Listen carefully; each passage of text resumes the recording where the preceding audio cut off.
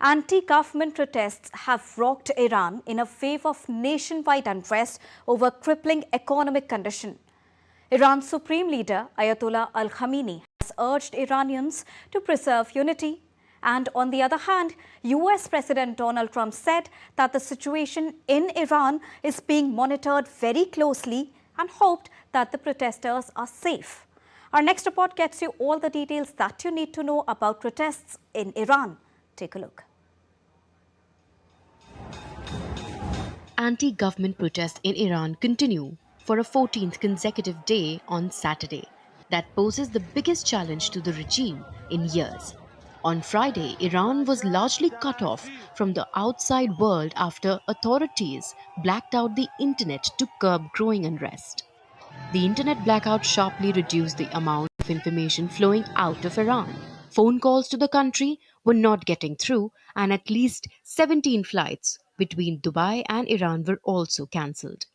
In his first comments on the protests, Iran's supreme leader Ayatollah Al-Khamenei on Friday urged Iranians to preserve unity and called the demonstrators vandals and saboteurs.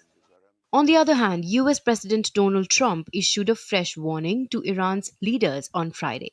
He said that the situation in Iran is being monitored very closely and hoped that the protesters are safe. We're watching the situation very carefully. I've made the statement very strongly that if they start killing people like they have in the past, we will get involved. We'll be hitting them very hard where it hurts.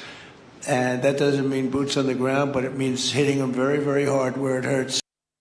In a post on X, Marco Rubio said that the US supports the brave people of Iran.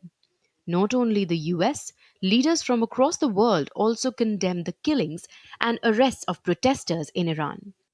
In a joint statement, the foreign ministers of Australia, Canada, and the European Union lauded the bravery displayed by the citizens of Iran and condemned the reported crackdown by the regime. The leaders of France, Britain, and Germany issued a joint statement on Friday condemning the killing of protesters and urged the Iranian authorities to refrain from violence. And expressing concern on the situation in Iran, the UN said that it was disturbed by the loss of lives in the Iran protests. We're continuing to follow the situation extremely closely, very disturbed by the loss of life that we've seen. As in my answer to Deji, people anywhere in the world have a right to demonstrate peacefully, and governments have a responsibility to protect that right and to ensure that that right is respected.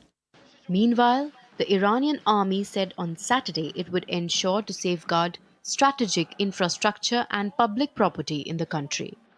The protests pose the biggest internal challenge in at least 3 years to Iran's rulers amid a dire economic situation. While the initial protests focus on the economy, with the rial losing half its value against the dollar last year and inflation topping 40% in December, the situation in Iran remains grim. Bureau Report, TD India.